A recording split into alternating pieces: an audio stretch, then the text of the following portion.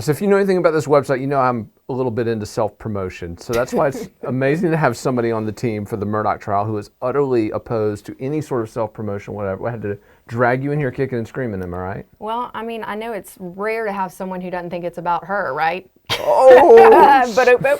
Shots fired right away. Listen, I mean, you do a good job at it, though. Well, you know. With that face and those glasses, you know, you got to have to work, you know, you're working with it. So just to give our readers a little background, Ash Messervy. Ashleigh Messervy, but we call Ash. I know, everyone calls me Ash or Messervy. Messervy, Team Ash. Yeah. So, but yeah, I'm excited to be. You know, we've been talking for a long time, and we know each other from back in the day. We do. And so, I was working at a Columbia television station, and you know, and you've worked a couple markets in South Carolina, and done some private sector work. Producing, anchoring, reporting. You know, whenever I've been on camera, it's just been a necessity of the job. It hasn't been the thing that I love. I love producing. And that's what you're going to be doing during this Murdaugh trial. Now tell us a little bit about how all of this came to be, what sort of work you've been doing on this case. Well, I love the folks in Walterboro, the borough. Went out there and got to meet a lot of them, the security guards, the people making all of this happen. And being that I'm from Somerville, I was worried that a lot of people would just say, we're going to this podunk town, this small town in South Carolina, and for this trial, and it just kind of made it look bad. You want to tell their story. So my goal was to start things out by saying there's more to Walterboro, there's more to Colleton than what's this one moment. It's getting a lot of attention, but I think it's easy to just look at the things that are wrong or bad, because that's what we pay attention to. But they're really trying hard to make this an experience at least where we can get to the truth, but that we do so in a way that they can hold their heads high and know that they did a good job welcoming all these people in.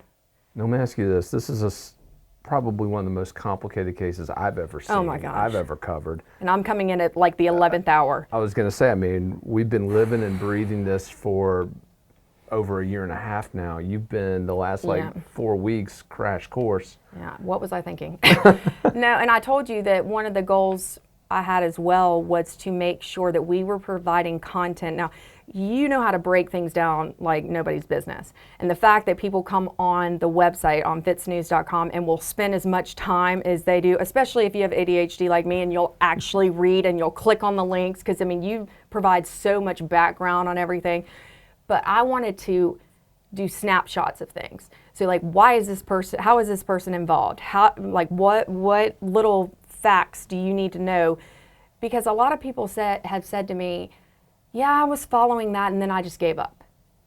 They're interested, but as you just said, it's confusing. I feel like I'm drinking water from a fire hose. I'm just like overwhelmed. There was one day with Jen when we were in Hampton, and I just said to her, I was like, I can't take any more information. It's a lot. Like, it's stressing me out, and it takes a lot to stress me out. So, but you've gone out and got some of the preeminent experts in the state, not only to educate you as you're going through it, but also in the process, our audience. Tell us a little bit about it. Well, we have Jack Swirling, who is an amazing defense attorney. And legendary. Exactly. And then currently, Solicitor David Pasco. So First Circuit, right? And so he is, I think it's an interesting dynamic. They both have a lot of respect for each other, but come from different perspectives. But I think that they are providing us with a lot of insight. And this is just the basics. This is more for an academic purpose. Like, what are pre-trial motions? What is discovery? Like, how do things work? How do you pick a jury? Things like that. Because I think most of us go in and we don't know what the hell is going on. We're watching all of this go down, and at the end of the day, do we really know? We've watched Law and Order and things like that, but they don't explain what, what is it, voir dire is and things like that. So we're going to have basically a vocabulary list in our segments explaining what certain words mean, and it kind of just breaking things down as we go into different parts, like opening statements and things like that, whatever pretrial motions and all of that, and just giving you a quick, like, I always say, this is super important, I've said this to you before, my job is not to tell people what to think, is to tell them what to think about. Absolutely. It's just to provide information and do with it whatever you want. Because I believe in going to various outlets and absorbing as much information as you can and then deciding.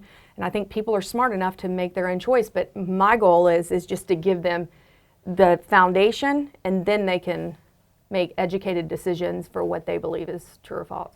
Absolutely. And FITSNews obviously is a site that has expressed opinions about this case, about other cases, but what was your mandate from me when we first started? Yes. So one thing I've learned also about you is that, you are probably one of the nicest guys I've ever met, and I did not think that, because don't let this fool you. He's actually super, super nice. But, a lot of people on my side look at FITSNews as something that, where are the boundaries? Where are, how do you differentiate between opinion? Although I do think you make it pretty clear when you're given an opinion, it doesn't really seem like it's hidden anywhere in there.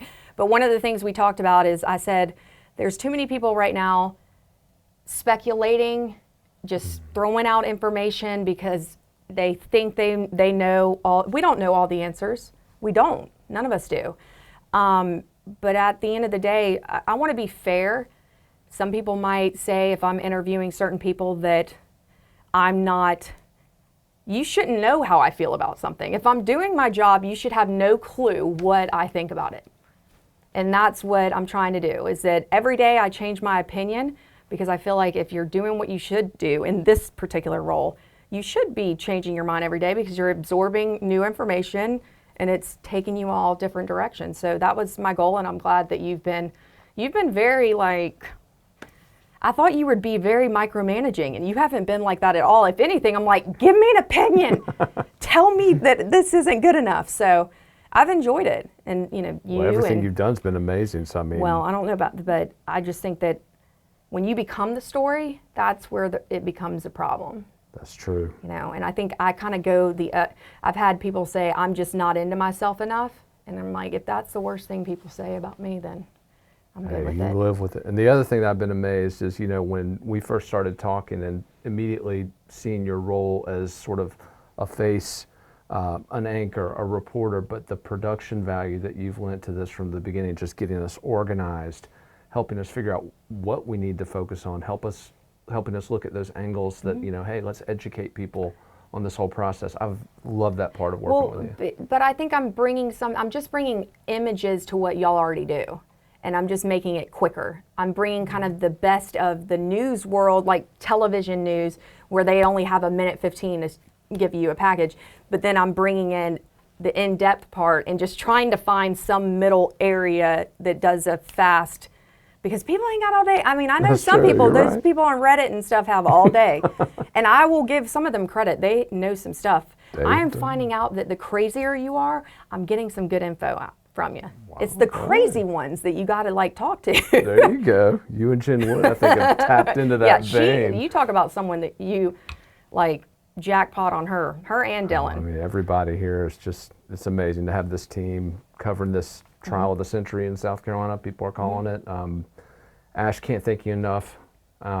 Was this painless?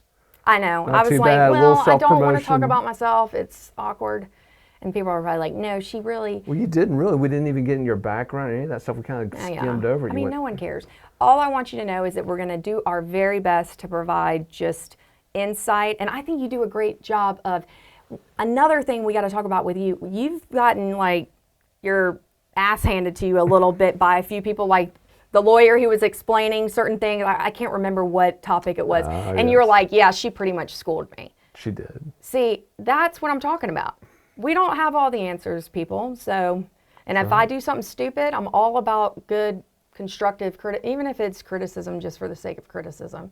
But at the end of the day, my goal is just to make it about what I know and I can actually show you. Here's the story. Yeah. Absolutely. So, just getting Ashleigh, down to the Messervy. basics. Can't wait. Yeah. We're going to rock it out down in Walter Borough. That's what's up.